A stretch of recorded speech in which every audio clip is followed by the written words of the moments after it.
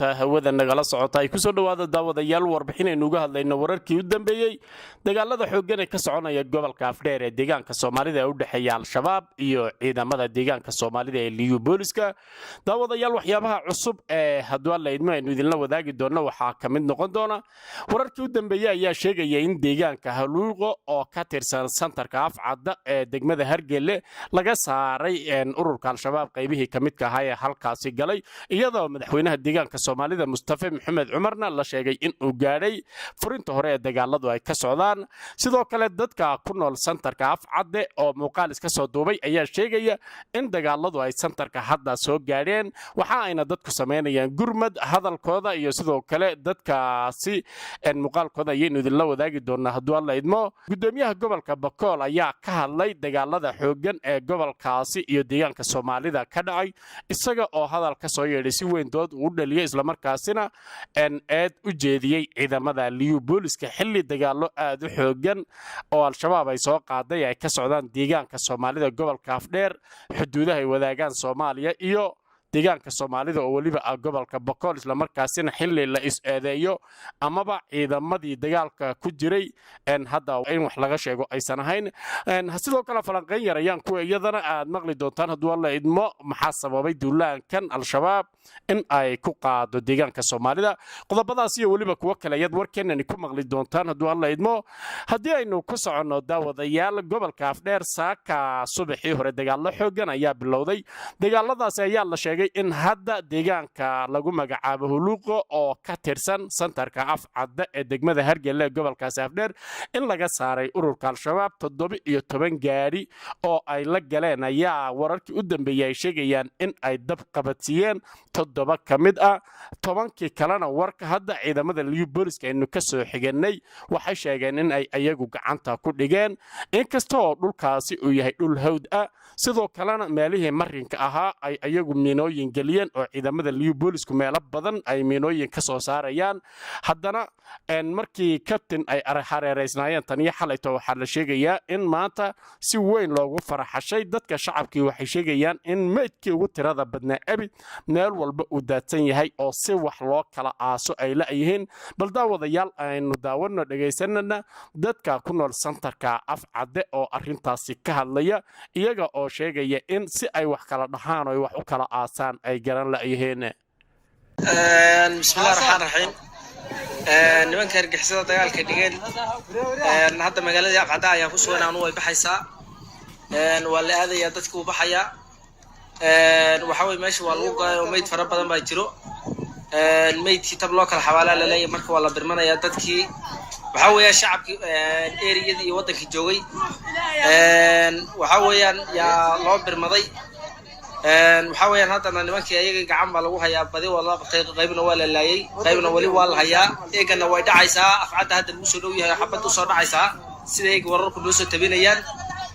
dadkii iyo waxa weeyaan magaaladii wixii dhan waa la baxaya dadkii waxa garadii wax toona wax xaray ma jiro waa la socdaa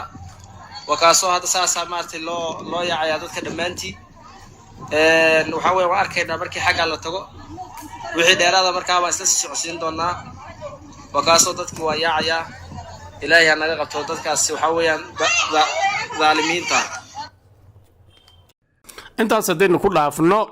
ninkaasi dhallinyarada ah muuqaalka santarka Afcadda ka soo duubay madaxweynaha deegaanka Soomaalida ayaa la wareegay hoggaanka dagaalka waxaana la sheegayaa in uu gaadhay santarka Afcadde oo uu dhaafay waliba goobaha dagaalku ay ka socdaan uu gaadhay isaga oo amar siinaya ciidamada dawladda ee Liyu Booliska waxaana madaxweynaha iyo waftigiisu ay si rasmi ah halkaasi la sheegay in ay ugu gaadheen si hawlgallada ciidamada deegaanku ay u sii socdaan loona nadiifiyo kooxaha iyagu ku soo duulay gobolka Afdheer ee deegaanka Soomaalida. dagaaladu daawadayaal aad ayay u kharaarayeen laakiin hadda inay soo qaboobayaan ayaa loo badinhayaa waxaana laga saaray gebi ahaanba dhul hawd ah oo ay galeen iyada oo hadda ciidamada Liyu Booliska iyo dadka shacabka ay sheegayaan in firxadka wixii aan dhimanin oo midba meel ka dhacay waa ayna hareereysan yihiin oo dhul badan ayaa ciidamada Liyu Booliska ay ku go'an yihiin xataa firxadkooda waxaa laga yaabaa sida ay noo sheegeen in meel uu mara uusan heli doonin inkasta oo aan war dhammaystiran daawadayaal iyo khasaaraha khasaaraha halkaasi ka dhashay aan la heli karin dadka shacabka ee halkaasi jooga shakhsiyaadka taleefankooda uu noo dhaco waa ay khalkhalsan yihiin waxayna sheegayaan meydad tiradaasi la eg oo weligood aysan arag inuu dhulka u daadsan yahay ayna si u khalkhalsan yihiin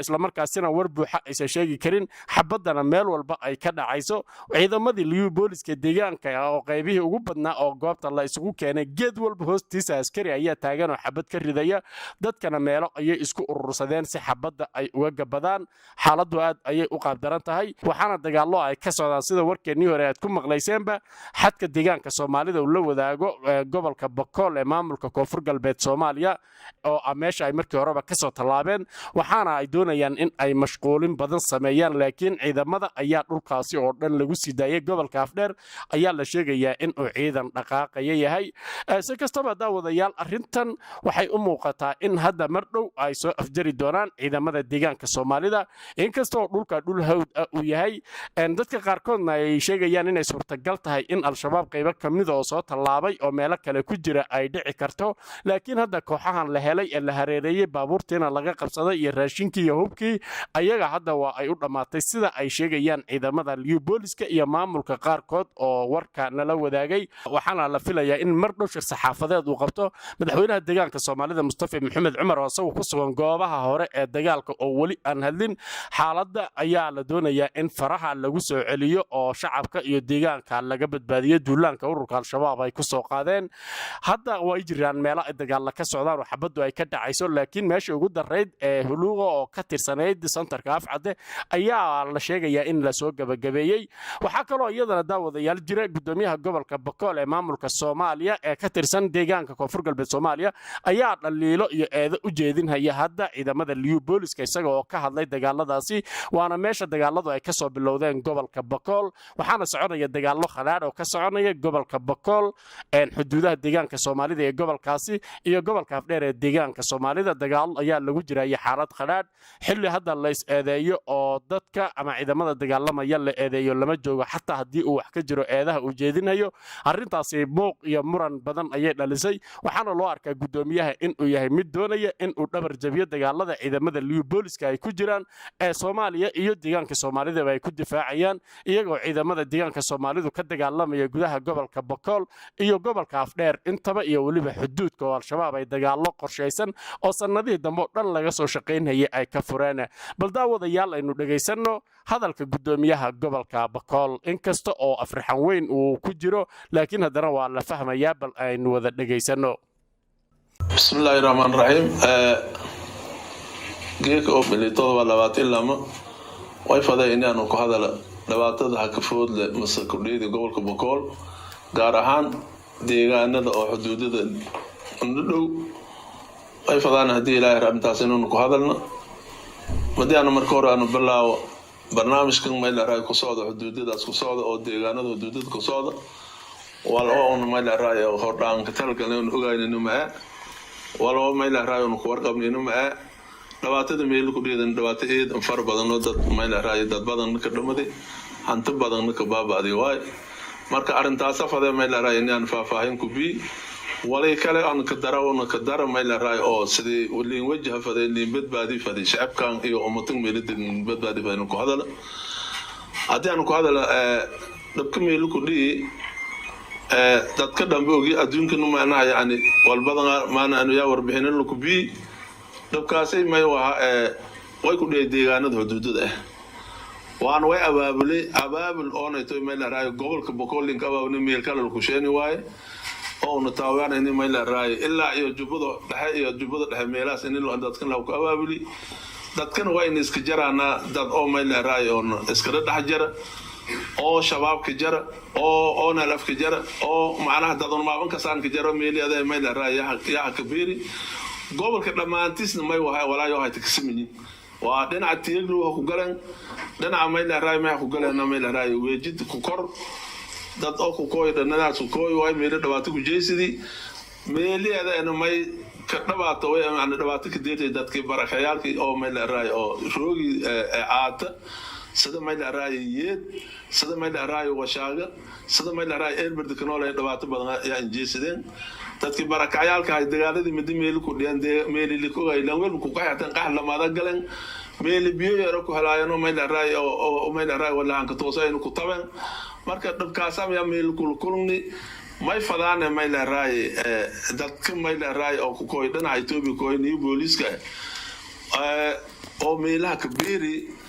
walbadan may fadaan inay hanil hariiran oo aan ku hariiran deegaanka gobolka Boqol markii waxa galaan inay ku hariiran qaabkii liin wajafadi talada liin wajafadi qaabkii walin dafaca fadi qaabka cadowga meelaha ka beeri liin warbixintii liin halfad inuu hanil ku hariiran hortaas ka codsadaan haddii haas ku galaan unuun hanil talan meelana shacab badan roog shacabka meelada isku afma dadka mayla raay digil midna raaf ee goonu walaay digil midna afkan ka hadalaba mayla raay shabaab leer oo laka intoo mayla raay shabaab leerna wal meel ka jarma ilaa ay hata ma noo deero ay dhawaatooyin badan dadka linjeesidi dad shalay bilidiri sabablan lidiri oo la isku jiraan lidiri dad halay guriyaan kulbay sida aato kale halay lamalan guriyaan kulbay jiraan oo deegaan waana dadka afkaas ka doow hawlayo marka way leena dadka shabaabka laanka jarmale Soomaaliland jarmale Soomaali oo dhan laanka jarmale shabaab inay madaxo wadanka la hagal leer laba dareeraad digil milifla afka doohaw inay shabaab leeran eeda dhawaatan gata way fadaane dadku ku kooyow dana Itoobiya ku guduba saraakiisho may fadaan inay hariiraan qaabkii may la raay didin degin wala ku shaan qaabkii may la raay wala shabaab ama wala cadawaan wala ku shaan tarmaan ku biin inay hariiraan hoob hanil hariirne warkaas ku galaano walna dhawaato ka deeran meel dhawaato dadka ka deersayaan arinteeda ay tahay oo ka faraana ma aroon ogolnaana ma hoob wadanka galan meel faday inuu hanil hariiran mas'eel birdu kooyan mas'iyad kooyan mas'aato kooyan hanil hariiran si oo warbixin oo shal qaadan taas horta taan ku baha tan kala Soomaalida afkaas gumaysaas walaay hum ma ila raay digin mirlo ya qabada remeel wal ku dhaan ma ila raay digin la suubi dadkan deegaankan degan shabaabna ka jar dad feelan ka jar shabaabna dad walba ka jar ma fadaan inay ka nisbayno ma ila raay walaay la argo oo la raay digin mirlo roob shabaab la arinteeda aydan koogna way fadaan haddii ilaahay aroorna mankan may dharaay degmooyinka may dharaay eeridaas galaan inay hanil hariiraan qaabkaas oo ku talana walaay warbixin ku seen walaay aduga sheegna walaay wal ku qowdo koron wada jir wal ku qowdo fadaan haddii ilaahay boqol haddii la ku qaado ono tumeeshan sin hada baawar mahana gala deegaanka maana oo qabteen saar dadka saaray dhawaatada jeesiday baabi in shabaab way haddana yoon hoob kooyan haddana haani dhawaatada haytay in ulaas ku saaraan arintaas ma arintan way waha ona deegaanka ona noolna shabaab tumeeshan sin go'doonka ka jaran wal baabur ha galaw male walaay ha galaan wal gube gaari hoob saarin hoob shakhsi wad hoob mooto saarin wal gubay yeedo dhawaatadaas hayta dadkii kor hawgalin hatan hoob kooyan hatan yoole olaaska saaran ma taasa eedan ku dirdarmaan dawladda Itoobiya mase dawladda Soomaaliya in sheegan mar arintaas inay may dharaay luqwad hadal oo wal ku gobdo mar arintaas inay may dharaay luqwad hadal oo wal ku gobdo wali wadankan gudaajiha galaw la isku talada wali ku bahaawna unuun warbixintii oo hayno unuun biin hadii ilaahay run saasafadan maadaama oo dad barakacyaal deegaanada ay joogaan halkan hoose barakeen fariinta daraas dhina oo in gurmad gargaaray hardeer deegaanadii dadkii la ogaay horta shalay shalmigeeda walaay dhawaatadii hoob ku dhawaato meel ku tabeen meel yaro biyo iyo ku helaan waa ku darahan hatana meel usub ah meel gaas ee duurta ee galeen may fadana dadkii soo ayuu dib hangnaan meel tii hakana tuulooyinkii soo hakana waana libad baadi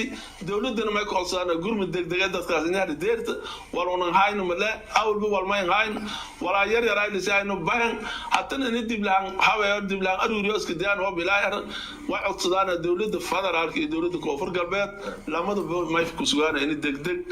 kurmada aan deeraan nolol weydii dadkaas